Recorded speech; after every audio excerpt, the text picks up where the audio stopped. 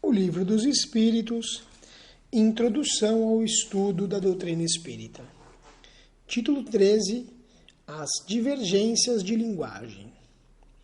Estas observações levam-nos a dizer algumas palavras sobre outra dificuldade, referente à divergência de linguagem dos espíritos. Sendo os espíritos muito diferentes uns dos outros quanto ao conhecimento e à moralidade, é evidente que a mesma questão pode ser resolvida por eles de maneira contraditória, de acordo com as suas respectivas categorias. Como o fariam entre os homens, um sábio, um ignorante ou um brincalhão de mau gosto. O essencial é saber a quem nos dirigimos. Mas acrescentam, como se explica que os espíritos reconhecidos como superiores não estejam sempre de acordo? Diremos, inicialmente, que além da causa já assinalada, há outras que podem exercer certa influência sobre a natureza das respostas, independente da qualidade dos espíritos.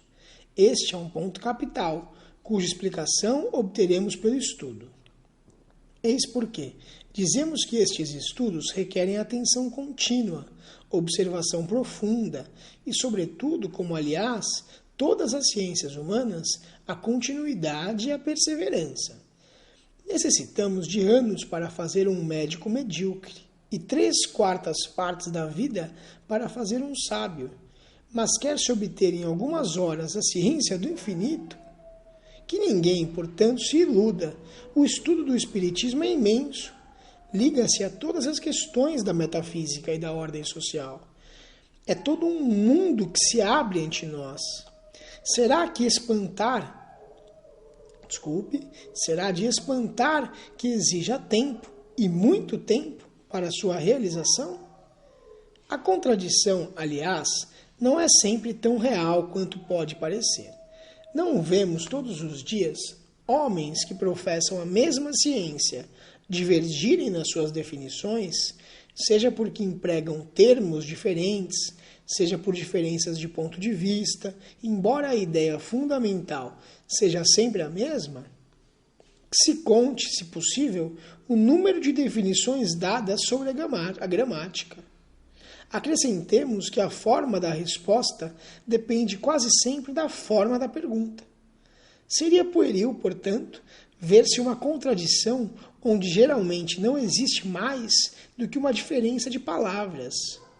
Os espíritos superiores não se preocupam absolutamente com a forma. Para eles, a essência do pensamento é tudo. Tomemos, por exemplo, a definição de alma. Não tendo esta palavra uma definição única, os espíritos podem, como nós, divergir na sua aplicação. Um poderia dizer que ela é o princípio da vida, outro chamá-la de centelha anímica, um terceiro dizer que ela é interna, um quarto que é externa, etc.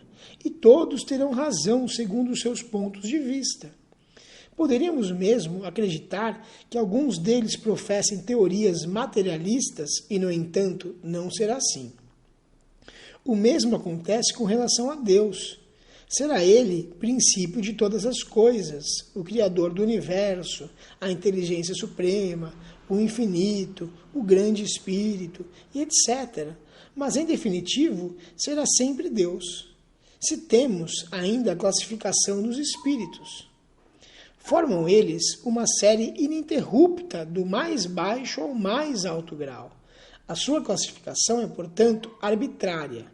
Um poderá estabelecê-la em 3 classes, outro em 5, 10 ou 20, à vontade, sem por isso estar em erro.